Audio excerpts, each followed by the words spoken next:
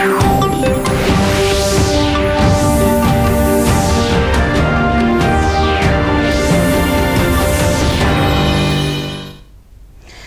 उत्तराखंड समाचार में आपका स्वागत है। मैं प्रियम शंकर झा। सबसे पहले मुख्य समाचार।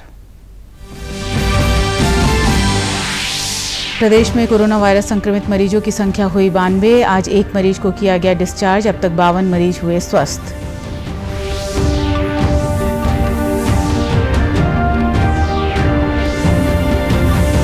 वित्त मंत्री निर्मला सीतारमण ने दिवालियापन कार्रवाई शुरू करने के लिए चूक की सीमा 1 लाख रुपए से बढ़ाकर 1 करोड़ रुपए की। चुनिंदा महत्वपूर्ण क्षेत्रों में कम से कम 1 और ज्यादा से ज्यादा 4 सार्वजनिक उपक्रम की घोषणा।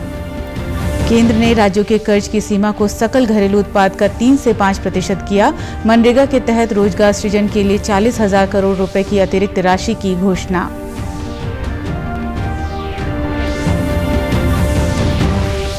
और उत्तराखंड में फंसे पश्चिम बंगाल के करीब 1200 लोगों को आज श्रमिक एक्सप्रेस ट्रेन से किया गया रवाना। यात्रियों ने केंद्र और राज्य सरकार का जताया आभार।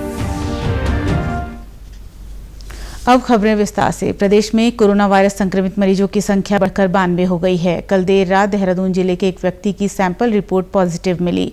27 साल का यह व्यक्ति 14 मई को मुंबई से लौटा था और रिपोर्ट मिलने के समय होम क्वारंटीन में था। आज कोविड-19 संक्रमित एक व्यक्ति को डिस्चार्ज कर दिया गया। इसके साथ ही राज्य में अब तक 52 मरीज स्वस्थ हो चुके हैं, जबकि 39 एक्टिव मामले हैं। राज्य में कोविड-19 मरीजों का रिकवरी रेट लगभग 57% है। इसी बीच एनडीएमए ने लॉकडाउन के चौथे चरण की गाइडलाइंस में संशोधन करते हुए नेशनल एग्जीक्यूटिव कमेटी को इसे 31 मई तक बढ़ाने के निर्देश दिए हैं। वित्त मंत्री निर्मला सीतारमण और वित्त राज्य मंत्री अनुराग ठाकुर ने आत्मनिर्भर भारत अभियान के तहत विभिन्न क्षेत्रों के लिए ढांचागत सुधारों की घोषणा की है। उन्होंने बताया कि सरकार जल्द ही सार्वजनिक क्षेत्र उपक्रमों के लिए नई नीति की घोषणा करेगी। उन्होंने बताया कि चुनिंदा महत्वपूर्ण क्षेत्रों में कम से कम 1 और ज्यादा से ज्यादा 4 सार्वजनिक उपक्रम बने रहेंगे, लेकिन निजी क्षेत्र को भी इसमें भाग लेने की अनुमति होगी। इसके अलावा अन्य सार्वजनिक उपक्रमों का निजीकरण किया जाएगा। एक लिस्ट हो जहां पर स्ट्रैटेजिक सेक्टर्स हमारे जो हैं उनको तय किया जाए, ताकि जो हमारे सरकारी उपक्रम हैं उनके बारे में क्या क्या निर्णय किए जा सकते हैं। ये जो लिस्ट स्ट्रैटेजिक सेक्टर्स की बनेगी, इसको पब्लिक इंटरेस्ट को यानी कि जनहित को, राष्ट्रहित को और राष्ट्रीय सुरक्षा को ध्यान में रखते हुए बनाया जाएगा। और इससे बाहर जो कंपनियां रह जाएंगी उनको प्राइवेटाइज करने के अवसर दिए जाएंगे, जहां पर प्राइवेट प्लेयर्स आकर आ सकते हैं। लेकिन स्ट्रैटेजिक सेक्टर्स में कम से कम एक ये पब्लिक सेक्टर एंटरप्राइज सार्वजनिक उपक्रम बना रहे, इसके लिए हम लगातार नीति में रहेगा और बाकी प्राइवेट सेक्टर भी उसमें आकर काम कर सकते हैं। दिवालियापन की कार्रवाई शुरू करने के लिए डिफॉल्ट की सीमा 1 लाख रुपए से बढ़ाकर 1 करोड़ रुपए कर दी गई है। इससे ज्यादातर सूक्ष्म, लघु और मध्यम उद्योग दिवालियापन की कार्रवाई के मानकों से बाहर आ जाएंगे। 1 साल तक इससे संबंधित कोई नई कार्रवाई नहीं की जाएगी। कंपनी अधिनियम को गैर आपराधिक बनाने के बारे में उन्होंने बताया कि तकनीकी और प्रक्रिया संबंधी छोटे मोटे उल्लंघन को अपराध नहीं माना जाएगा, जिससे न्यायालयों में मामलों का बोझ कम होगा। भारतीय कंपनियां विदेशी शेयर मार्केट में अपनी सिक्योरिटी सीधे तौर पर लगा सकती हैं। कोविड-19 से जुड़े हुए कर्ज के कारण डिफॉल्ट होने पर दिवालियापन की कार्रवाई नहीं की जाएगी। अब उनके ऊपर दिवालियापन की कार्रवाई ना हो, उसको स्थगित करने के लिए भी न्यूनतम सीमा जो है वो 1 लाख से बढ़ाकर 1 करोड़ कर दी गई है। इसका विशेष लाभ एमएसएमई सेक्टर को मिलेगा, जो मध्यम सूक्ष्म लघु कुटीर उद्योग है। कोई नई कार्रवाई दिवालियापन की इंसॉल्वेंसी की कोई नई कार्रवाई इस पर शुरू ना हो सके, तो उसमें भी 1 वर्ष का समय दिया गया है।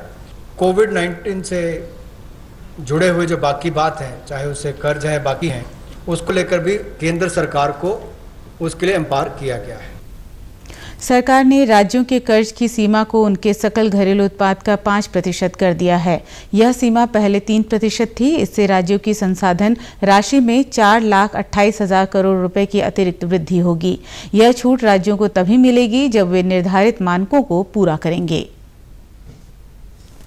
अब जो नेट बोरिंग की बात आती है, उसमें राज्यों ने मांग की थी कि जो उनका सकल राज्य घरेलू उत्पाद है उसके 3% की बजाय, यानी कि उनकी जीएसडीपी के 3% की बजाय 5% किया है, जो लगभग 70% की वृद्धि है। जो अभी भी हमने इससे पहले उनको अनुमति दी थी कि जो आपका 3% भी है, आप उसका ज़्यादा पैसा पहले रेज कर सकते हो, पहले तिमाही में, इन 2 महीनों में। उसमें भी केवल 14% तक ही उन्होंने अपनी जो ऑथराइज लिमिट थे उसका बोरो किया है। 86% अभी तक भी उन्होंने उसका इस्तेमाल नहीं किया। मनरेगा योजना के तहत रोजगार सृजन के लिए और 40,000 करोड़ रुपए दिए जाएंगे। इससे लगभग 300 करोड़ कार्य दिवस के रोजगार सृजन में सहायता मिलेगी। अब जब वो वापस अपने घर जाएंगे तो काम की कमी ना हो, इसके लिए 300 करोड़ % ज़्यादा इसमें जनरेट होंगे और इसके लिए 40,000 करोड़ रुपए का अतिरिक्त प्रावधान भारत सरकार ने किया है, ताकि ग्रामीण क्षेत्रों में रहने वाले जो हमारे यहाँ से प्रवासी मजदूर वापस गए उनको काम की कोई कमी ना आए और आय के साधन भी हो सके। उत्तराखंड में फंसे विभिन्न राज्यों के लोगों को वापस भेजा जा रहा है। आज राज्य के विभिन्न जिलों में फंसे पश्चिम बंगाल के लगभग 1200 लोगों को हरिद्वार से श्रमिक एक्सप्रेस ट्रेन से रवाना किया गया। आपको बता दें कि यह पहली ट्रेन है जो उत्तराखंड में फंसे लोगों को लेकर राज्य से बाहर गई है। उत्तर रेलवे के मंडलीय अपर महाप्रबंधक निर्भय नारायण सिंह ने बताया कि रेलवे प्रशासन द्वारा केंद्र और राज्य सरकार के निर्देश पर इन लोगों को वापस पश्चिम बंगाल के लिए भेजा गया। श्रमिक special train west Bengal Krishnanagar जा रही है। इसमें टोटल 1190 पैसेंजर जा रहे हैं। ये नॉन स्टॉप ट्रेन जा रही है और ये कृष्णा नगर में ही रुकेगी। रेलवे का रूल सिर्फ ये है कि अगर स्टेट गवर्नमेंट, कोई भी स्टेट गवर्नमेंट अगर डिमांड करती है कि हम यहाँ से ट्रेन इस डेस्टिनेशन के लिए चलाना चाहते हैं, तो उसमें रेलवे उसके हिसाब से ट्रेन चला रही है।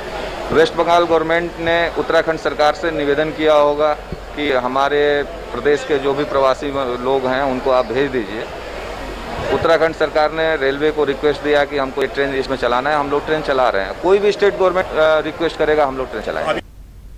ट्रेन से जाने वाले लोगों के लिए मुफ्त भोजन की व्यवस्था की गई थी। साथ ही इनकी यात्रा का खर्चा केंद्र और राज्य सरकार ने उठाया है। सभी यात्री व्यवस्थाओं से खुश नजर आए। बहुत अच्छा, आप लोग को परिसेवा बहुत अच्छा है। आप लोग हम लोग को जो इतना दिन परवरिश किए, बहुत अच्छा है। आप लोग को व्यवहार भी बहुत अच्छा है। यहाँ पर हम लोग को कोई चीज़ के दिक्कत नहीं हुआ।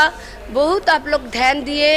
बहुत अच्छा व्यवस्था किया है जाने के लिए। तो पहले बस से हम लोग हरिद्वार आए थे और हरिद्वार से अभी ट्रेन में जा रहे हैं घर कोलकाता। तो थैंक यू। बस में भी कोई परेशानी नहीं हुई और जब बहुत अच्छी व्यवस्था था, कोई दिक्कत नहीं हुआ। केंद्रीय वित्त मंत्री निर्मला सीतारमण द्वारा आत्मनिर्भर भारत अभियान के तहत की गई घोषणाओं का लाभ राज्य के सीमांत लघु किसानों और छोटे उद्योगों को भी मिलने की उम्मीद है। चंपावत जिले के डेयरी संचालक कृष्णचंद्र पुनेठा का कहना है कि सरकार के फैसलों से प्रवासी और स्थानीय लोगों को स्वरोजगार से जोड़ा जा सकेगा। उन्होंने कहा कि स्थानीय उत्पादकों को बाजार की सुविधा उपलब्ध कराने से पलायन को रोकने में भी मदद मिल सकेगी। डेयरी उद्योग और बेमौसमी सब्जी के उद्योग से यहाँ के लोगों को आत्मनिर्भर बनाया जा सकता है और आत्मनिर्भरता के साथ साथ यहाँ का जो पलायन है वो भी रुकेगा। मुख्य रूप से इस समय जो काश्तकारों के सामने एक समस्या पैदा होगी वो मार्केटिंग की होगी। अगर हम उनको सुविधाओं के साथ साथ मार्केटिंग की सुविधा उपलब्ध करवा पाए तो निश्चित रूप से यहाँ के जो हमारे छोटी जोत के काश्तकार हैं उनको आत्मनिर्भर बनने का एक बहुत अच्छा सुहावना अवसर मिलेगा। जिले में लघु उद्योग से जुड़े सतीश जोशी का कहना है कि आत्मनिर्भर भारत पैकेज की घोषणा से नए उद्योगों को लगाने में भी सहायता मिलेगी। द्वारा बहुत अच्छी लाई गई है। इससे उद्योगों को काफी प्रोत्साहन मिलेगा करके हम कई जैसे पिरोल से संबंधित दूसरे तीसरे कई ऐसे उद्योग हैं जो पहाड़ में ही जो सरकार की नई स्कीम है इसके तहत वो कर सकते हैं। हम भी इस इकाई को और आने की नई स्कीम के तहत और बढ़ाने का वो सोच रहे हैं। 1 करोड़ से 10 करोड़ तक जो किया है हमने सूक्ष्म उद्योगों के लिए MSME के अंतर्गत, उसको स्पष्ट कर दे तो उससे और युवकों को काफी बल मिलेगा। युवा मनीष भट्ट ने कहा कि सरकार के फैसले से युवाओं का कृषि और बागवानी के प्रति रुझान बढ़ेगा। आत्मनिर्भर भारत अभियान के तहत जो केंद्र सरकार द्वारा पैकेज की घोषणा की गई है, उसमें आधारभूत जो सुविधाएं हैं कृषि पर, उस पर कार्य करने पर विचार किया गया केंद्र सरकार के द्वारा। इससे क्या होगा कि जो भी हमारे युवा हैं वह स्वयं व्यक्तिगत रूप से या फिर सामूहिक रूप से या किसी सहकारी संस्था के माध्यम से जुड़ करके अपने ही स्वयं जो कृषि आज तक घाटे का सौदा साबित होती थी, उस पर, जड़ी बूटी पर, फूलों के उद्योग के ऊपर और उन्हीं के प्रसंस्करण और भंडारण पर बहुत अच्छे तरीके से कार्य कर सकता है। इस पर जो स्टार्टअप आदि हैं वो भी शुरू हो सकते हैं, स्वयं की मार्केटिंग की जा सकती है। इस पर भी युवा मिलकर के बहुत अच्छा कार्य कर सकते हैं। आईआईटी रुड़की ने कोरोना संक्रमण के प्रभाव को कम करने के लिए आम उपयोगी वस्तुओं के स्टरलाइजेशन के लिए एक मशीन तैयार की है। इस मशीन का उपयोग सरकारी और निजी दफ्तरों के अलावा हवाई अड्डों, शैक्षणिक संस्थानों, शॉपिंग मॉल और अन्य जगहों पर किया जा रहा है। आईआईटी रुड़की के वैज्ञानिक विमल चंद्र श्रीवास्तव ने बताया कि यह खास तरह की मशीन है जो अल्ट्रावायलेट किरणों से वस्तुओं को सैनिटाइज करती है। Sterilizer that we have designed and got it fabricated at IIT Roorkee, for which prototype has been given to Municipal Corporation Haridwar, has unique feature that it disinfects or sterilizes the various common accessories that we always keep with us in continuous mode, whereas the sterilizers that are available in the market are generally they operate in the batch mode or they are on bench scale. संस्थान के शोध छात्र तनवीर ने बताया कि इस machine से mobile, दस्तावेज, फाइल, वॉलेट जैसे सामान सैनिटाइज हो सकेंगे, जिससे कोविड-19 के संक्रमण पर काबू पाया जा सकता है। जो आम आदमी है वो उसके पास सेफ्टी इक्विपमेंट्स काफ़ी हैं, बट जो उनकी एक्सेसरीज है, पब्लिक एक्सेसरीज, उसको डिसइंफेक्ट करने का अभी तक कोई सिस्टम नहीं है। जैसे कि उसकी डॉक्यूमेंट्स हैं, पर्स हैं, कीज़ है, मोबाइल फ़ोन है, तो ये सिस्टम उनको डिसइंफेक्ट करने के लिए बनाया गया है। उन्होंने आईआईटी रुड़की की टीम के साथ शेयर किया और उन्होंने तुरंत कार्रवाई करते हुए 10-15 दिन की मेहनत के साथ इसको रिजल्टेंट में लाए और एक अच्छी रिसर्च के साथ इसकी पूरी सेफ्टी का ध्यान रखते हुए, इसकी पूरी टेस्टिंग करते हुए ये मशीन बनाई है। हरिद्वार स्थित भारत हेवी इलेक्ट्रिकल्स लिमिटेड भेल ने भी एक बड़ी सैनिटाइजिंग मशीन तैयार करके प्रशासन को सौंपी है। इस मशीन की विशेषता यह है कि यह कम समय में काफ़ी बड़े क्षेत्र को सैनिटाइज कर सकती है। कंटेनमेंट जोन को सैनिटाइज करने के लिए यह मशीन बेहद उपयोगी साबित हो रही है। बीएचईएल द्वारा बड़े स्तर पर सैनिटाइजेशन के लिए बीएचईएल मिस्टर नाम से एक अत्याधुनिक मशीन का निर्माण किया गया है, जिससे बहुत दूर तक सैनिटाइज़र की मिस्ट को 15 से 20 फीट दूरी तक एक साथ छोड़ा जाता है। इस मशीन को ट्रक पर लगाकर पूरे शहर में घुमाकर उसका सैनिटाइजेशन किया जा सकता है और बीएचईएल टाउनशिप और ज्वालापुर एरिया में इसका प्रयोग करके बड़े अच्छे से इसका सैनिटाइजेशन किया गया। इस बीच सफाई कर्मी और नमामि गंगे से जुड़े लोग सफाई के काम में लगातार जुटे हुए हैं। गंगा घाटों सहित शहर को स्वच्छ और सुंदर बनाने के लिए स्वच्छता कर्मी 8-8 घंटों की 3 पारियों में काम कर रहे हैं। गंगा की सफाई का काम डेली कराया जाता है, सैनिटाइजर भी किया जाता है और ब्लीचिंग से जो घाटों के आसपास के जो होते हैं ब्लीचिंग डाला जाता है और जो बाजार के एरिया उसमें भी डेली की डेली सैनिटाइजर कराया जाता है हर 3 शिफ्ट में कार्य कराया जाता है, रात में भी कार्य कराया जाता है। यहाँ पर इस समय बहुत बढ़िया काम चल रहा है। हमारी जो नमामि गंगा की टीम है बिल्कुल जुझारू होकर घाटों पे काम कर रही है। कूड़ा करकट बिल्कुल साफ, गंगा जी का पवित्र जल बिल्कुल साफ चल रहा है। डोर टू डोर कूड़ा उठवाया जा रहा है। घाटों से जो कपड़ा निकलता है, गंगा जी में कपड़ा निकलता है, पूरी टीम लगी हुई है। कूड़े के उठाने के लिए हम सुबह से आते हैं जी 6 बजे से और 2 बजे तक हमारी ड्यूटी रहती है।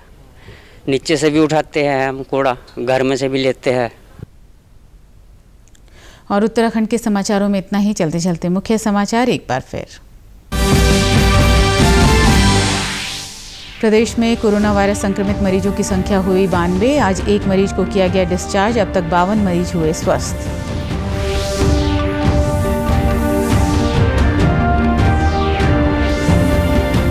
वित्त मंत्री निर्मला सीतारमण ने दिवालियापन कार्रवाई शुरू करने के लिए चूक की सीमा 1 लाख रुपए से बढ़ाकर 1 करोड़ रुपए की। चुनिंदा महत्वपूर्ण क्षेत्रों में कम से कम 1 और ज्यादा से ज्यादा 4 सार्वजनिक उपक्रम की घोषणा। केंद्र ने राज्यों के कर्ज की सीमा को सकल घरेलू उत्पाद का 3 से 5% किया। मनरेगा के तहत रोजगार सृजन के लिए 40,000 करोड़ रुपए की अतिरिक्त राशि की घोषणा।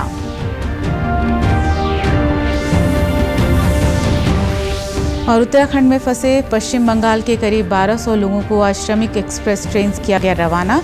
यात्रियों ने केंद्र और राज्य सरकार का जताया आभार। इसी के साथ समाचार समाप्त हुए। नमस्कार।